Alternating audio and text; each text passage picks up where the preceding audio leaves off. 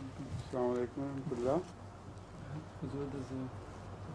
Is this for the beginning of the class or for the...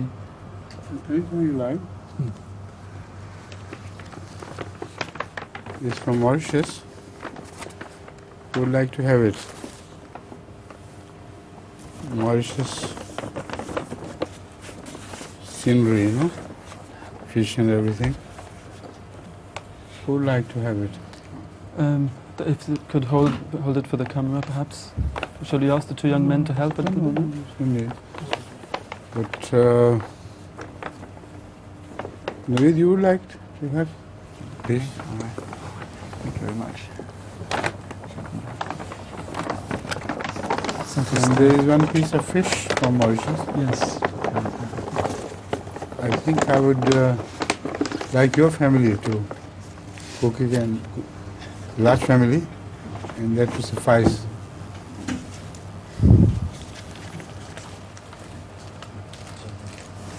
Right? Good. Please. La première question, s'il vous plaît. Assalamu alaikum. Well, Dans certains cas, une entreprise se trouve dans un héritage. Si les héritiers ne sont pas d'accord, il arrive parfois que l'entreprise doit être vendue totalement ou partiellement, et souvent les gens perdent leur emploi.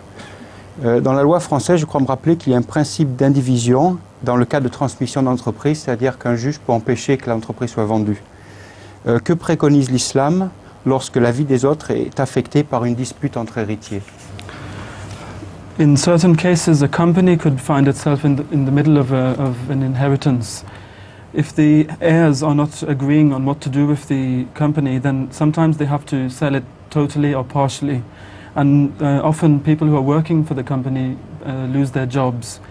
Naveed says that he believes that there is a law in France which proposes a principle of joint partnership in the case where companies are being handed down to heirs. And in this case, one of the heirs cannot force the others to sell the company. It has to remain as such. What does Islam teach when the lives of other people are being affected by inheritance? I can't understand how the lives of other people are. The lives of the people who are working for a company, for example, which is being passed down as an inheritance. What does Islam teach about the company laws control these affairs, and Islam has nothing to do with the company laws of a country. So whatever suffering they face, is because of the laws of the country, not because of the laws of inheritance of Islam. As far as the people, the heirs to the parent holders, who initially, the principal holders are concerned, it's up to them to go by Islamic laws. If they're Muslim enough to do that, they should do that. Among themselves, they should distribute the property or the rights of the property and get them registered according to the Islamic laws of inheritance. Sa Sainteté le Calife dit que cela va être régi par les lois qui ont trait aux entreprises, et cela va varier de pays en pays. La souffrance qui pourrait être causée aux personnes travaillant dans ces compagnies, si ces compagnies sont transmises par l'héritage, par le biais de l'héritage donc aux héritiers, ne sera pas due à l'islam. L'islam n'a absolument rien à voir avec cela, mais cela sera causé par l'état des lois, les lois telles qu'elles sont, ces lois qui régissent les entreprises dans le pays en question. Donc en fait, les propriétaires d'origine devraient faire en sorte que leur compagnie, leur entreprise soit partagée également selon les lois de l'islam parmi les héritiers, s'ils ne veulent pas qu'il y ait des problèmes au niveau islamique. I think we better turn to you now, because last time you lost your turn because of shortage of time. So that will not be counted. Again, when we come to you, you will have another turn. Au début de l'islam, les gens confiaient leur argent à certains ulémas, comme l'imam Abu Hanifa, pour l'investir dans le commerce pour eux. Huzour acceptera-t-il si on lui confiait de l'argent dans ce but? Si oui, pourquoi ne pas commencer un système financier dont Huzour sera à la tête? In the past in Islam, people used to trust their money with certain ulama, for example, Hazrat Imam Abu Hanifa is a well-known case, to be invested in business, for example. Would Huzur accept that people entrust their money with Huzur? And if so, could a financial system be set up with Huzur at the head?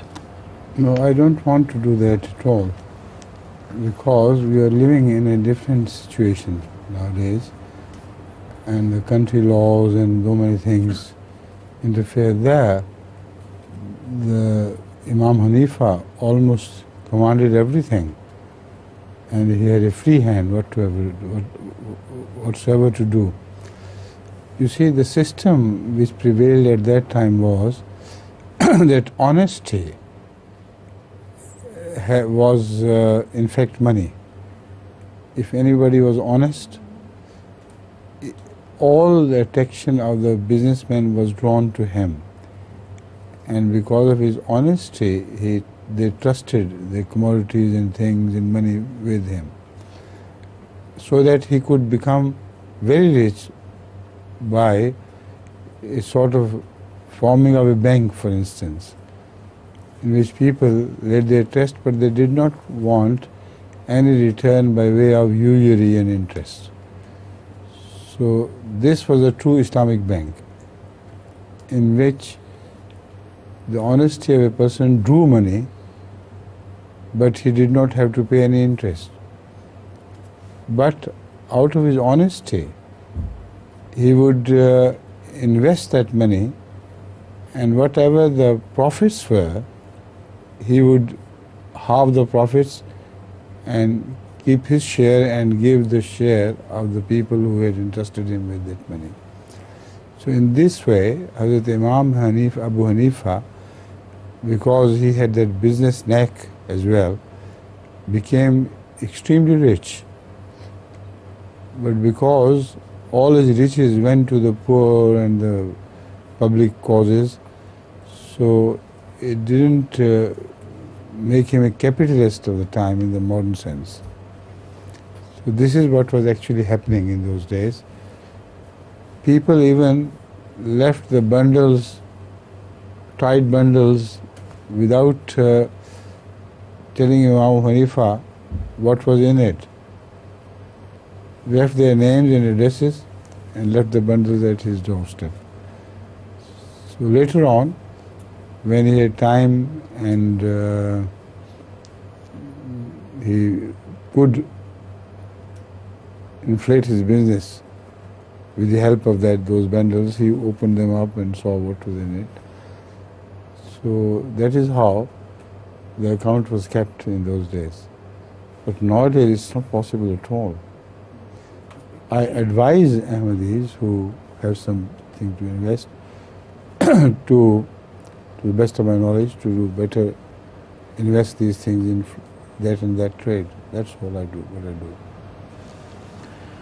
Sa Sainteté le Calife dit non, je ne voudrais pas du tout d'une telle chose, car la situation aujourd'hui est tout à fait différente de celle qu'on a connue à l'époque de, par exemple, l'imam Abu Hanifa. Cet imam, en effet, était quelqu'un qui était libre de faire ce qu'il voulait. Il était aux commandes de la situation, et ce n'était pas comme maintenant où il y a des lois qui régissent cela, et puis le gouvernement se mêle de ce que vous avez, etc. Ce n'est pas du tout la même situation. À l'époque, en fait, l'honnêteté représentait de l'argent. C'est-à-dire que si une personne était honnête, les gens avaient tendance à lui apporter leur argent. Donc l'argent était attiré vers elle. Et la personne pouvait devenir très vite très riche en créant par exemple une banque sans intérêt. Et l'honnêteté de la personne était la seule chose qui attirait l'argent de ces investisseurs, de ces personnes qui voulaient investir avec lui dans quelque commerce ou quelque chose comme ça. Et lui n'avait pas besoin de payer d'intérêt, donc l'argent lui venait parce qu'il était honnête, les gens lui faisaient confiance. Et bien sûr, après, les profits étaient partagés peut-être à 50-50 entre la personne qui investissait et la personne qui avait mis l'argent donc dans son commerce. L'imam Abu Hanifa était quelqu'un d'extrêmement riche, certes, mais son argent allait souvent dans de bonnes causes. Donc il ne gardait pas l'argent pour lui-même et il ne devenait donc pas un capitaliste tel qu'on les connaît aujourd'hui. Les gens lui laisseraient parfois des sacs. s'ils ne le voyaient pas, ils lui laisseraient le sac avec leur nom et leur adresse dessus, sans même spécifier ce qu'il y avait dedans. Et ces sacs seraient remplis d'argent. Et il lui faisait complètement confiance que tout cet argent serait bien placé quelque part dans un commerce. Et lui, il trouvait ces sacs. Et lorsqu'il pouvait apporter une augmentation dans ses activités commerciales, il investissait cet argent dedans à cet effet, justement. Donc, lorsque vous voyez la situation de nos jours, comme nous sommes en train de faire l'audit des comptes, etc., cela n'était pas le cas à cette époque. Donc aujourd'hui, de tels systèmes ne seraient pas viables. Mais ce que je conseille aux Ahmadis, dit Sa Sainteté le Calife, que s'ils ont des sommes d'argent à investir, eh bien qu'ils l'investissent dans des commerces sûrs, des commerces où ils pourraient en tirer quelque chose. Wa alaikum salam. Dire du mal d'autrui est interdit en islam. Considérez-vous que ce que racontent un mari et sa femme sur les uns et les autres constitue de la médisance? Backbiting is forbidden in Islam. Would Hazur consider what a husband tells to his wife about different people and what she tells him about different people to be backbiting? This is not backbiting. No. Unless there is a set purpose. For instance, there is a design in wife's gossip against the near relatives of the husband. If she wants to create a separation between the husband and his mother and the husband and his sisters and tells him these things in private, that is backbiting. But to gossip with each other with what's happening in the society, with no bad purpose at all, is quite natural. It happens between husband and wife, and I don't consider that to be backbiting at all. Sa Sainteté dit non, pas du tout, à moins qu'il y ait un but, un dessein quelconque. He's laughing, you think the same thing is happening there. Yes.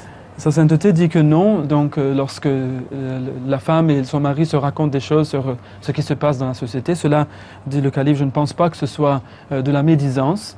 Par contre, si par exemple la femme, lorsqu'elle raconte des choses à son mari sur des gens de la famille de ce dernier, dans le but de créer une dissension entre son mari et les gens de sa famille à lui, dans ce cas-là, bien sûr, là, on pourrait le compter comme une médisance, car le but est vil, le but n'est pas bon. Mais si la femme et son mari parlent de choses et d'autres sur la société, cela n'est pas de la médisance, pas du tout. Assalamu alaikum, Huzour. D'aucuns pensent que les esprits ou les fantômes que les gens voient sont en fait des apparitions angéliques. Que pensez Huzour de ça? Certain people think and they believe that what people see and interpret to be ghosts or phantoms and things like this would perhaps be angelic apparitions. What does Huzour think about this? I don't think so. I don't agree with them. Angels never appear like ghosts. Sa Sainteté le Calife dit que non, je ne suis pas du tout d'accord avec cette interprétation, car les anges n'apparaissent jamais en tant que fantômes. Avec tout le bruit qui entoure la crise au Balkan, nous n'entendons plus grand-chose au sujet du Moyen-Orient. Comment voyez-vous la situation actuelle de la Syrie par rapport à Israël et surtout par rapport aux prophéties qui mentionnent la Syrie comme point de départ d'un grand cataclysme? With all the noise that is surrounding the conflict in the Balkans, we hear very little about the Middle East these days. How does Huzour appraise the situation there now as it is, especially that we know there are prophecies relating to Sham, the Syrian region, where a great cataclysm would start? I think they have nothing to do with the present situation at all. You see, the Syrian prophecies relating to Syria have been exaggerated out of shape by the people of Middle East, who, whenever a conflict breaks out, they begin to pin high hopes to the outcome of that conflict in favor of Muslims. But the type of Muslims they are, it's impossible for God to intervene on their behalf. It's all just, a fantasy, no more than that. So every time a conflict breaks out in Iraq, elsewhere in the Middle East, they start referring to those prophecies about Syria. Now that should be dismissed as such, just wishful thinking, no more. As far as the Middle East is concerned, it still is drawing attention, and from time to time we have on the news media reference to continuous American bombardment of Iraq and killing of innocent civilians. Even this morning I read this news item, and also about Iran, clarification that we have not cast Iran out of the list of terrorist countries, while in fact the greatest terror which is being spread is spread by America herself. So if America is not in the list of terrorist countries, then no other country has a right to be on the list of that of terrorist countries. But unfortunately, might is right. This has not changed. America has the might, so it can do whatever she likes, and she can dictate terms to the rest of the world. Huzur nous dit que les prophéties sur la région de la Syrie que nous avons dans l'islam ont été beaucoup exagérées par les habitants du Moyen-Orient qui veulent les utiliser à leurs propres fins.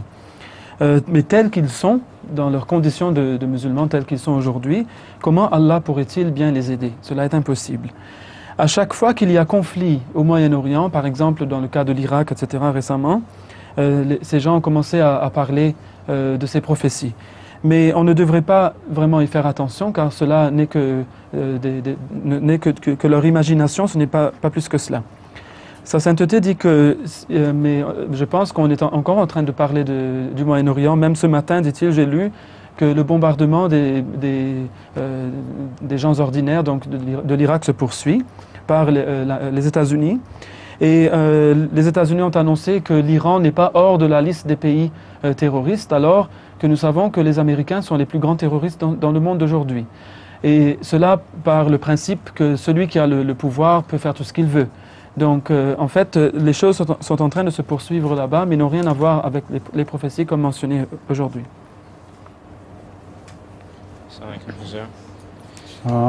L'homme a évolué sur des millions d'années.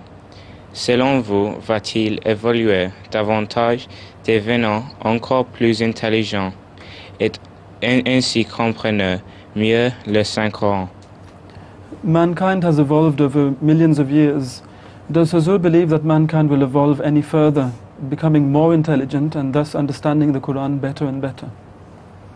So far, their intelligence is standing in the way of their understanding the Quran, because their intelligence has taught them arrogance, and they think they are almighty in this world because of their intelligence.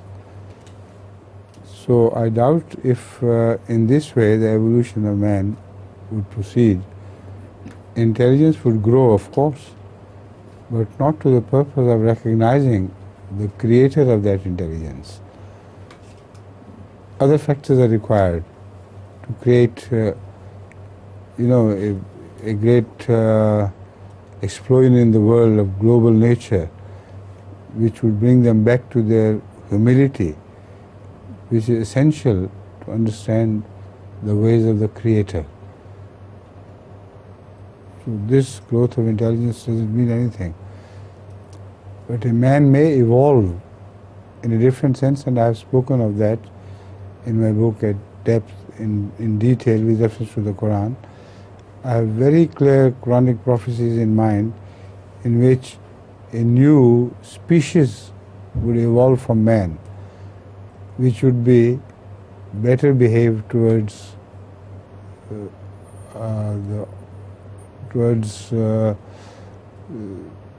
pleasing Allah in whatever way He is to be pleased.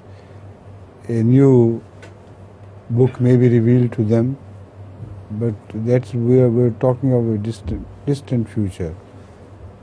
When this man is wrapped up altogether as man, as a species, then the Sharia of Islam would also come to an end, because it relates to this man, not to a new type of man.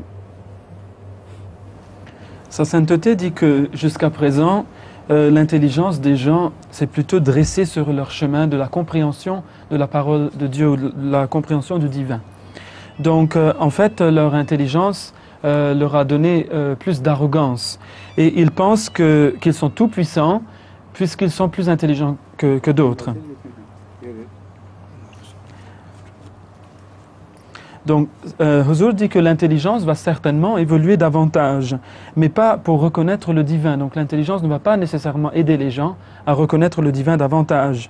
Au contraire, il y a des prophéties très claires qui parlent d'un cataclysme vraiment terrible qui va écraser les gens arrogants, qui sont arrogants de par leur croyance qu'ils sont très intelligents, et qui va les ramener à l'humilité première. Et c'est cette humilité qui leur permettra de comprendre mieux le divin. Mais j'avais bien expliqué dans mon livre, donc c'est le livre du calife que vous connaissez tous, qu'une nouvelle espèce évoluera de l'espèce humaine.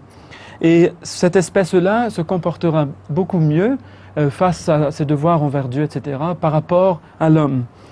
Et cela, bien sûr, se situe dans un avenir très très lointain. Nous ne pouvons pas l'imaginer encore, nous n'y sommes pas.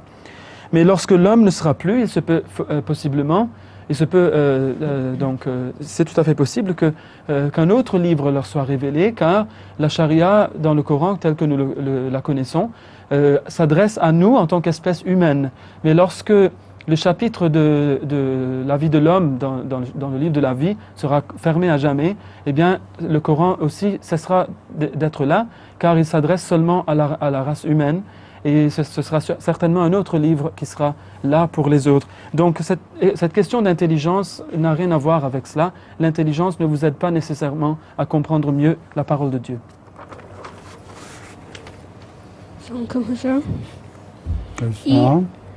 Y a-t-il un remède efficace pour l'alopécie?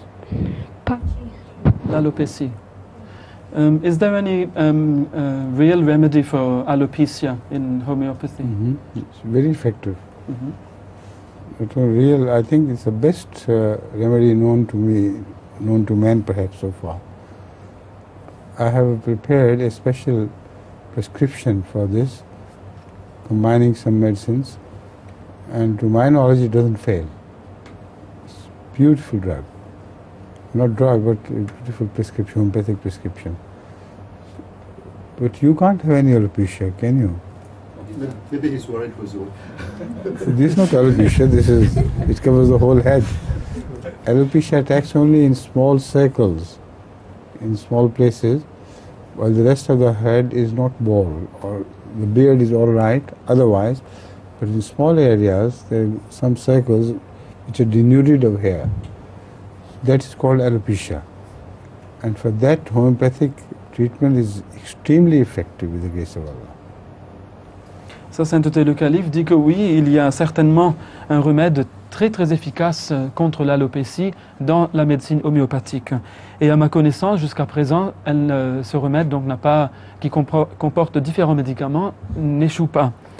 L'alopécie en fait n'est pas donc la perte complète des cheveux, et n'attaque en fait qu'une partie de la tête ou de la barbe, où il y a des régions donc localisées où il y a perte de cheveux. Donc ce remède que le calife a utilisé jusqu'à présent a été d'une très bonne efficacité. J'ai vu un documentaire qui dit qu'il y avait une hormone qui s'appelle en anglais secretin, qui aide les autistes à s'ouvrir et communiquer avec le monde extérieur. Quelle est l'opinion de Huzur? In a recent documentary I saw, he says that there's a hormone, a human hormone called secretin, which helps autistic children to be able to communicate with the outside world as never before. What? Autistic children who are affected by autism. Altruism? Autism. Autism? Yes. What is that? Well, I think it's a congenitally inherited disease which it attacks the nervous system. And the nervous system is such that the children can't control their movements, sometimes they can't speak. Non, c'est pas ça? C'est un enfant qui est renfermé sur lui-même, il n'arrive pas à communiquer avec le monde extérieur. Mais c'est parce qu'il est... Si, c'est ça qu'il veut dire, c'est l'autisme. Il est replié sur lui-même et il n'arrive pas à communiquer. Well, it's a child who has communication problems. He cannot communicate at all with the outside world. So this hormone... He can't hear? Si, c'est un problème psychologique justement. Il peut entendre. C'est pas un problème sensoriel, c'est un problème psychologique. He can hear people, but he doesn't respond to their actions. He can hear, but he doesn't he cannot respond. speak. Yes. So he's not deaf, but he's dumb. He could have been able to speak, but because of this disease, he can't. Well, naturally, yes. Yes. This child is dumb. Huh? Yeah. So there's this what? hormone which is called secretin, which is being administered to these children, and suddenly they begin to communicate. It's possible. Why not? Mm-hmm. I don't see any reason why it should not be able to help such children with the help of some hormones. It's possible. Sa sainteté dit qu'il est tout à fait possible qu'on puisse traiter les enfants avec ces hormones, qu'on les aide à sortir de cette maladie avec des hormones, oui. Assalamu alaikum, Huzour. Ma question, c'est à propos des nouveaux convertis. Alors, pour certains d'entre eux, leurs familles n'ont pas accepté la vérité.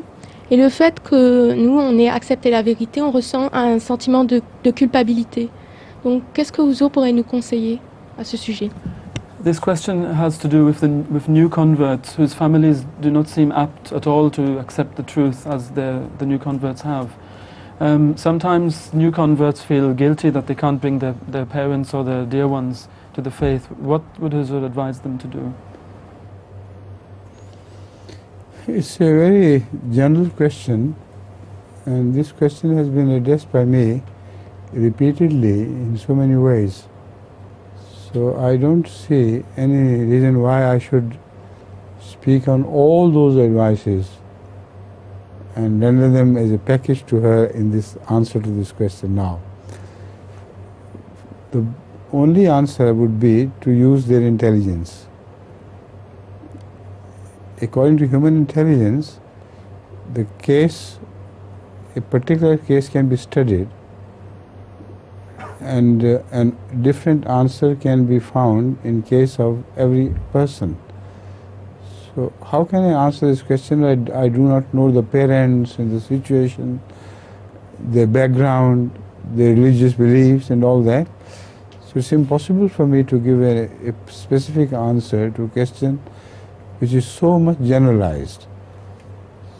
So the best answer would be to use your intelligence and find out about the background of their parents, their own views, etc., and their problems, the society in which they move, their materialism or spiritualism, whatever it is. So in view of that data, Salima would be able to advise the new converts to adopt a certain course.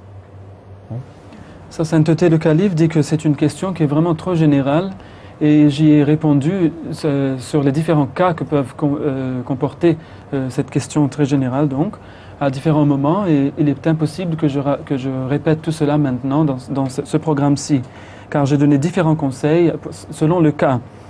Donc la seule réponse en fait serait que la personne utilise son intelligence pour déterminer du cas. Et un cas peut être analysé intelligemment et une solution peut y être trouvée. Mais pour chaque cas, il y aura une solution différente à la solution d'un autre cas.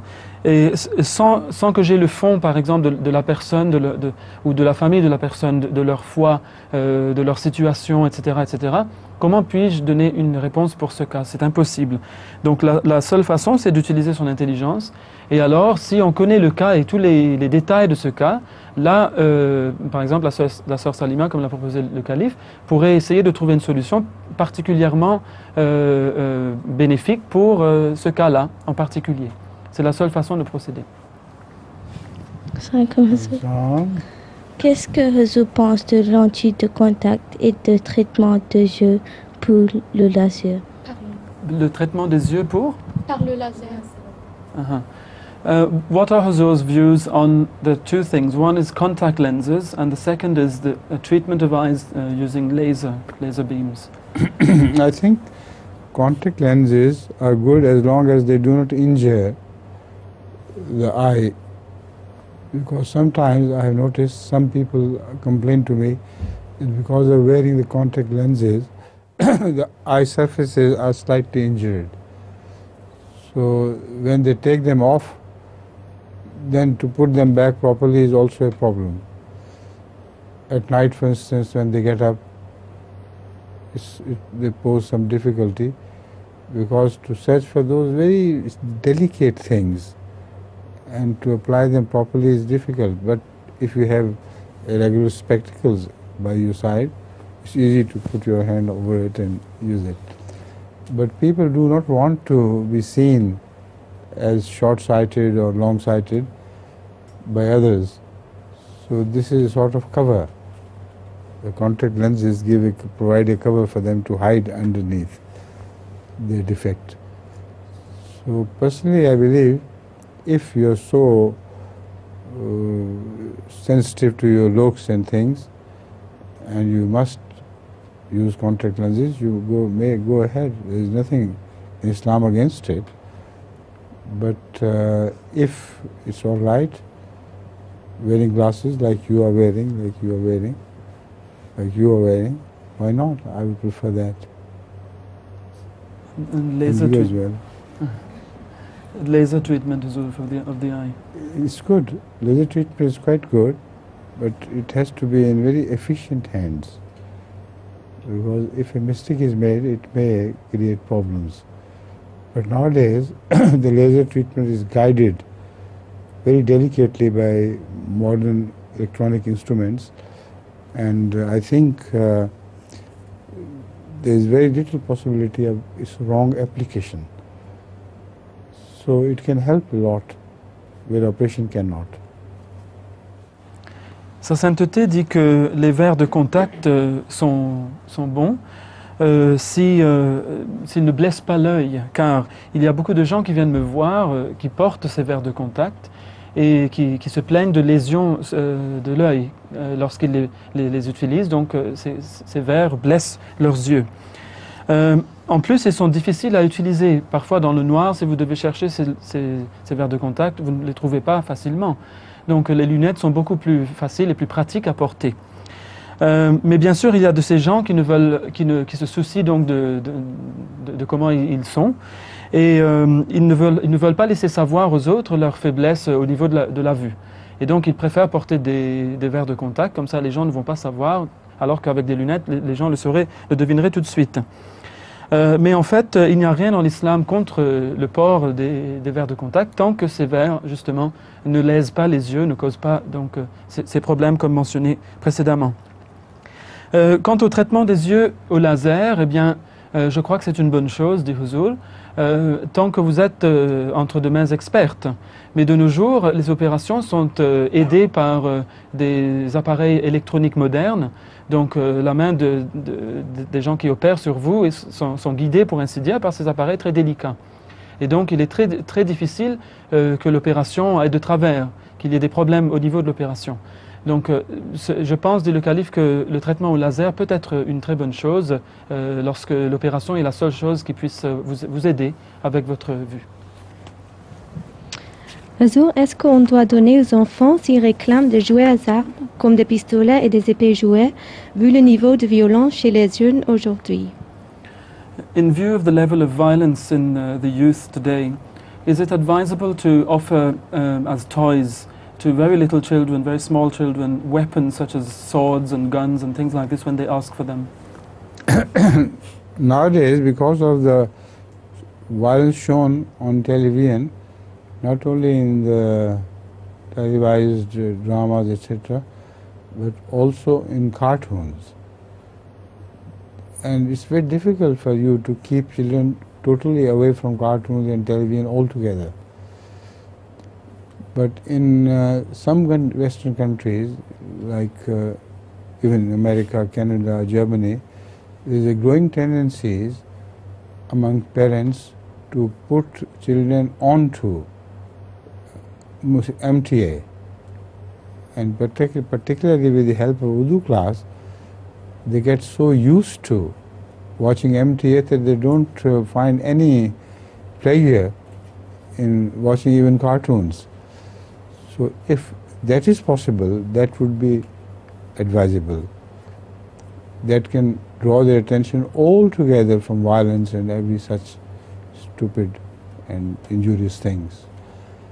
But apart from other things, if you give children these swords and weapons, etc., while they have access to these violent films, it's quite likely that they grow up with a tendency to use these things, weapons like they see in Western films, draw the guns, etc.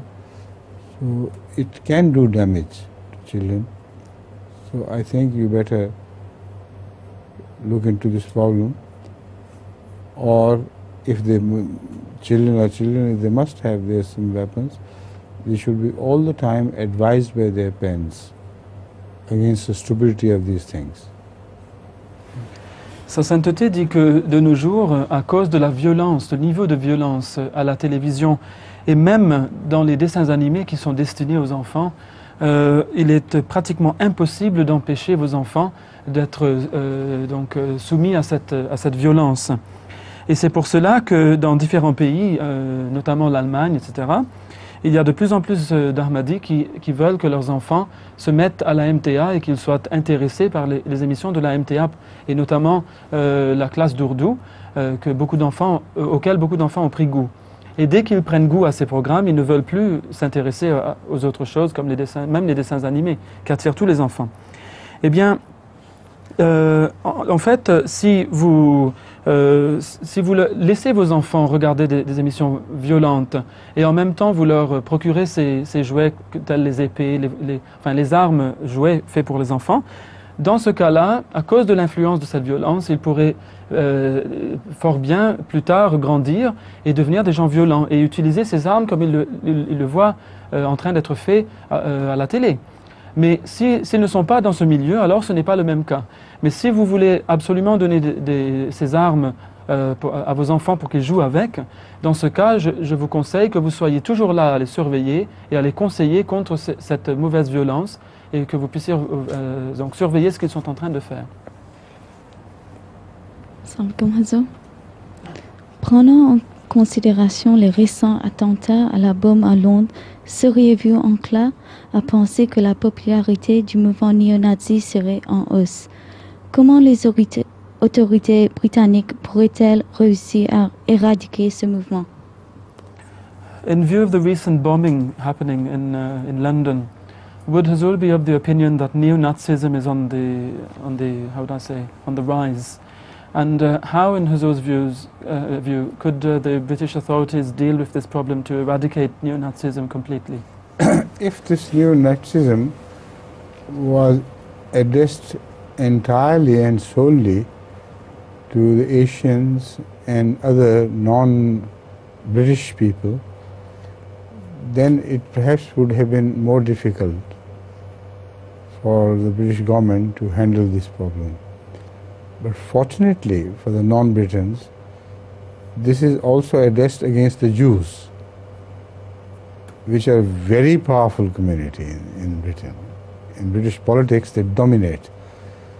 So they'll take over. They will handle the problem all right.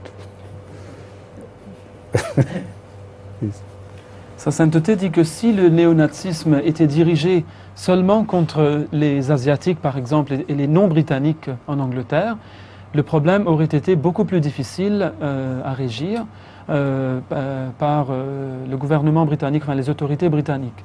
Mais il se trouve que ce néonazisme est dirigé aussi contre les Juifs.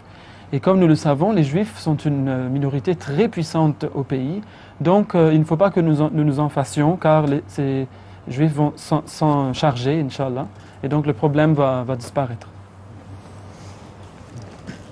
C'est une question sur un verset du Coran, c'est le chapitre 75, le verset 4. chapter 75, verse 4.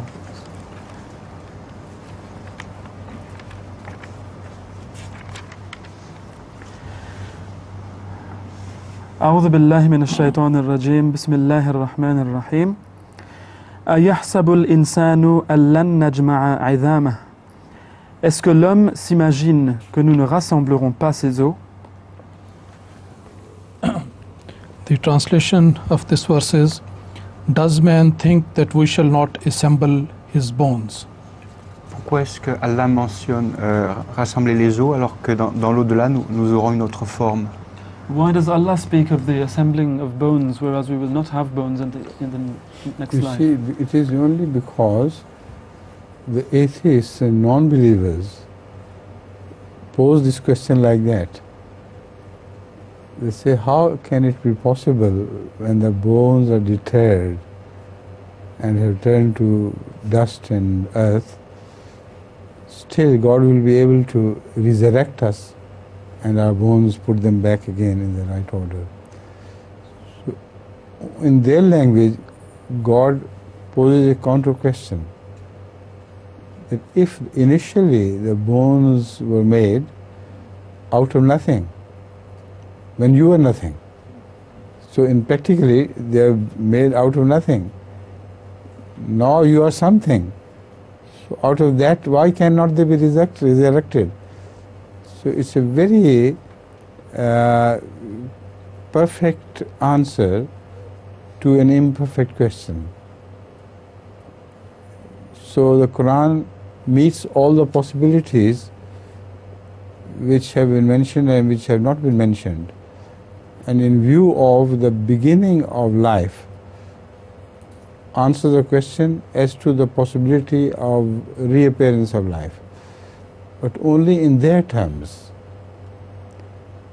But it does not mean that Quran commits Allah to resurrect the man from his bones.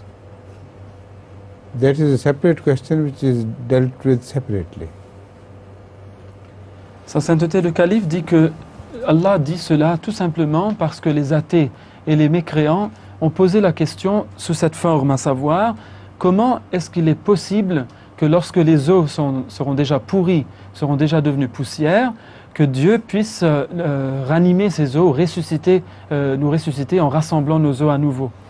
Alors Allah est en train de poser une question pour les contrer et leur dit que comment est-ce que j'ai pu créer les os à partir de rien? Vous n'étiez rien autrefois et maintenant il y a des os. Maintenant vous êtes quelque chose. Alors pourquoi maintenant niez-vous alors que vous savez qu'autrefois vous n'étiez rien et maintenant vous êtes quelque chose? Vous niez maintenant la possibilité que je puisse prendre quelque chose qui existe déjà et que je ranime cela, que je redonne vie à cela. Cela est sûrement plus facile. Donc voilà une réponse parfaite qui est donnée par Allah à une question qui, elle, est imparfaite. Mais c'est cela la beauté du Saint-Coran, c'est que dans le Saint-Coran, Allah est toujours en train de répondre aux questions telles qu'elles auraient dû être. La question, elle, est incomplète, mais Allah répond à la question complète. Mais quant à aux paroles que Dieu utilise ici, elles sont basées sur les notions ou le concept de ces gens-là, tels qu'ils les comprennent et tels qu'ils les formulent. Et donc Dieu est en train de répondre de la même façon. Maintenant, comment Dieu va ranimer la vie, va redonner la vie à partir des os, ça c'est une autre question qui est séparée, qui est différente de celle-ci. You see, the style of the answer is that even if God had to raise you in physical form, it's not impossible. Because your first raising is much more difficult than your second raising. But God is not going to raise you in physical form anyway. That is the implied answer. Sa sainteté rajoute ici qu'en fait, selon le style de la réponse d'Allah ici, nous voyons qu'il est en train de dire que même si Dieu devait vous ressusciter sous une forme matérielle ou physique, à partir de vos os qui sont matériels et physiques, eh bien cela aurait été possible, selon la logique de la réponse. Et cela sûrement aurait été plus facile que vous ranimer de rien, vous animer à partir de rien. Donc voilà donc le style de la réponse ici. Bonjour. Telles que vont les choses, laquelle selon vous des grandes religions du monde disparaît-elle le plus vite et pourquoi? as things are going in the world these days, in Huzur's opinion, which of the major religions does Huzur believe would disappear the fastest and why? All of them except Islam. And that Islam, which is the Islam of the Quran and the Islam of Hazrat Muhammad Rasulullah, all the fake Islams will also disappear. So at present, whatever the name of the major religions who represent the so-called religion, including the distorted version of Islam, which dominates the earth at present, they will all disappear.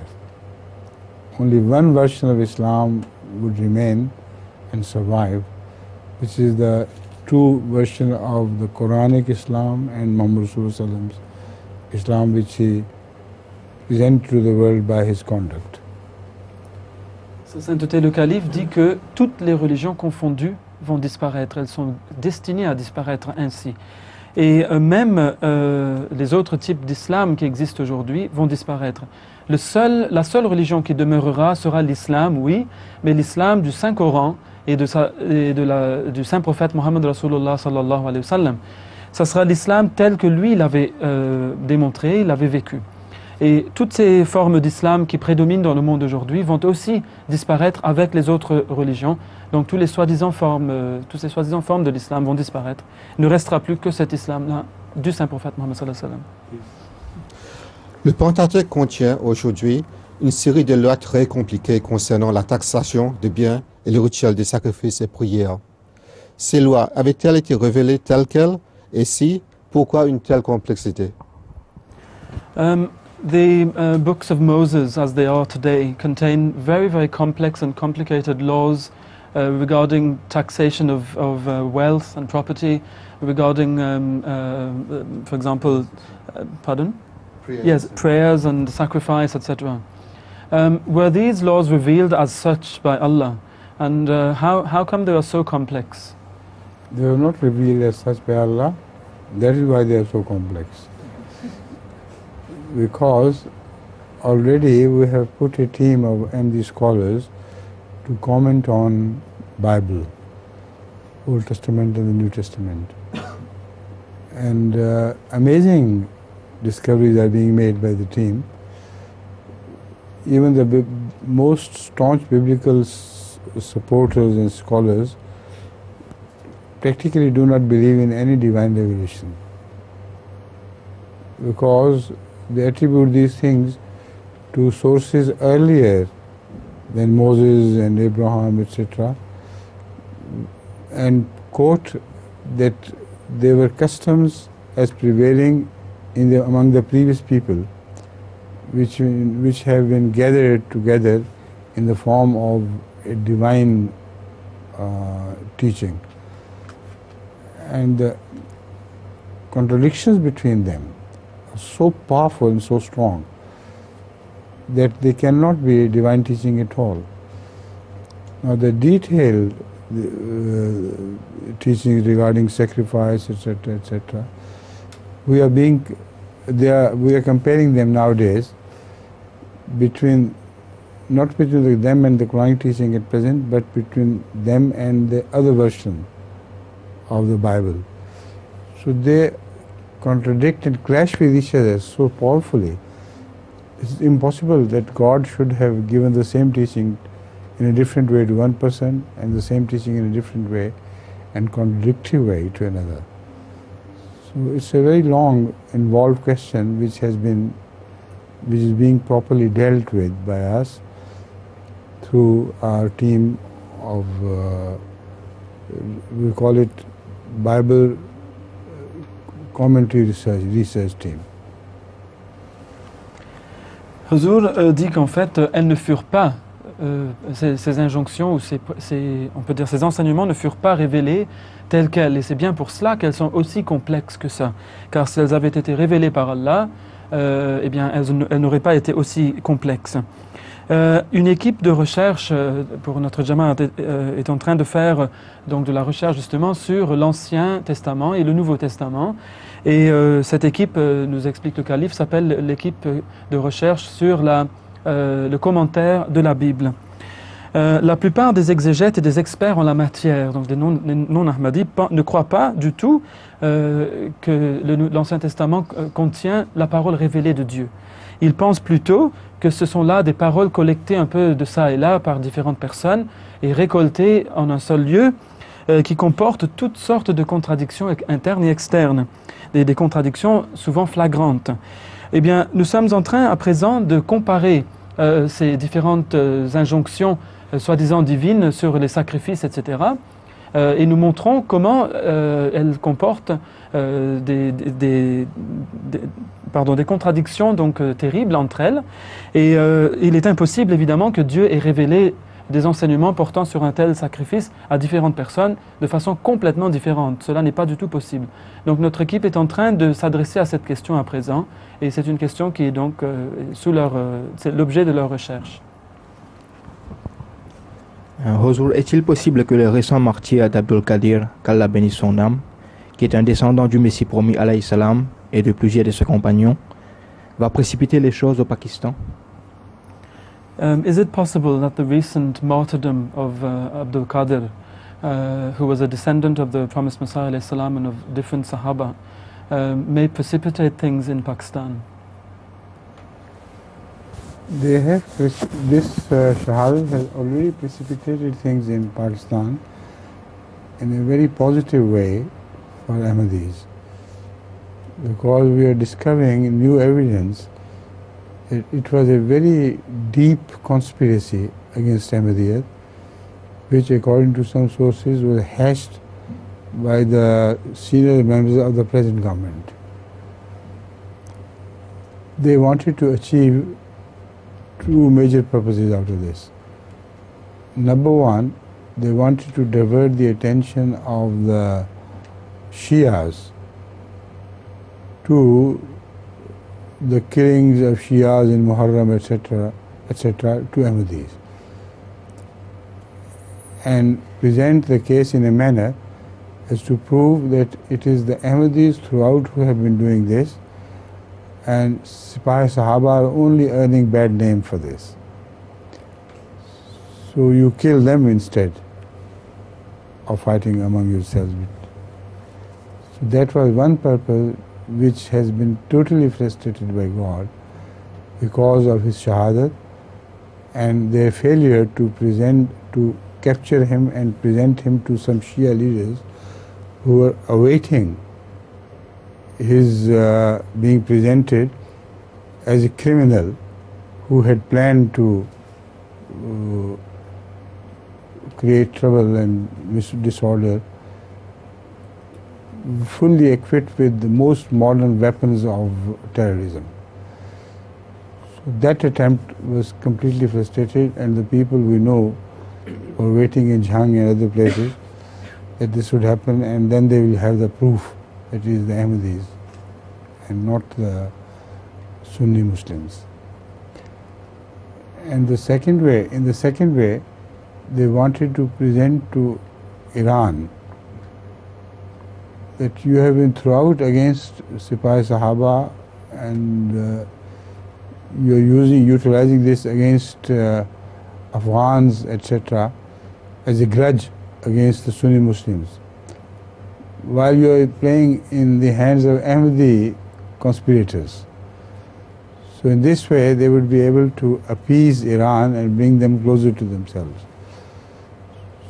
So the evidence is now being collected by us, and more evidence is being unearthed, and it is proved without a shadow of doubt that people from Afghanistan were called back, the special agents, and they met the high officials of the present regime, and they were smuggled secretly, and then they went back with some secret messages. Now, because of the evidence still in the stage of amassing, and the present situation is such that we cannot name the officials, it's not advisable for us to do it, but we are collecting the evidence. So that will be disclosed at the proper time. Sa Sainteté le Calife dit que oui, le martyr d'Abdul Qadir a déjà précipité les choses de façon positive au Pakistan pour les Ahmadis.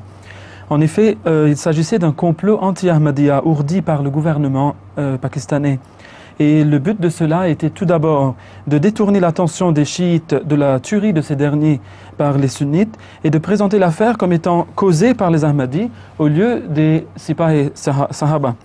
Mais ce plan a été complètement frustré par Dieu et ils n'ont pas pu arrêter Abdul Qadir et le présenter comme étant un criminel équipé des